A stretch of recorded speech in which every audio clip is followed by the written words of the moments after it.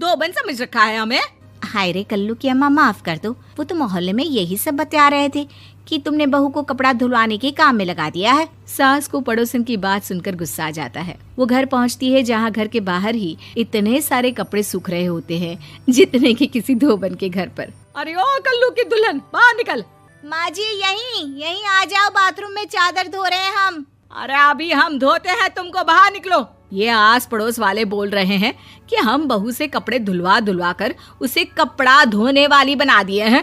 अरे छोड़ो ना माँ जी, किन लोगों की बातों में आती हो। आस पास के लोगों का तो काम ही होता है कि वो किसी तरह सास बहू को लड़ा दे। बहू सारे घर के कपड़े धोती है, ये क्या कम है? बोलिए। सास को भी लग जाता है कि वो बहू का ये सनकीपन नहीं छुड़वा सकती, इससे अच्छा है कि खुद ही चुप हो जाए। एक रोज सास और बहू मंदिर जाते हैं, जहाँ सास की साड़ी वहाँ खड़ी भीख मांगने वाली से मिलती है। माँ जी क्या बात है, आपकी साड़ी उस भिखारन से कितनी मिल रही है ना?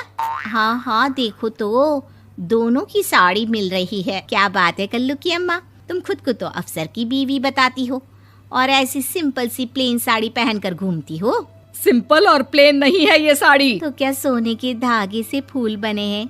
कुछ भी सासू माँ, कुछ भी। हाँ बने थे इस साड़ी में सोने के धागे से फूल। मेरे पति लेकर आए थे मद्रास से स्पेशली मेरे लिए 10,000 की। ताहे भाई साहब इस भिखारन के लिए भी सेम टू सेम साड़ी लेकर आए होंगे 10,000 की।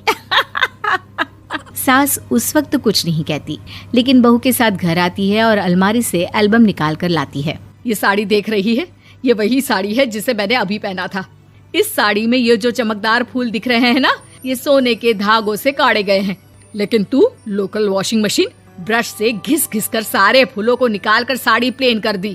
मुझे माफ कर दीजिए सासू माँ। और तो और, जब मैंने तुझे तेरी गलती के लिए कुछ नहीं कहा, लेकिन तूने तो सबके सामने मेरा मजाक ही बना दिया। क्यों? बहू को समझ में आ जाता है कि अब से उसका कपड़े धोना बंद।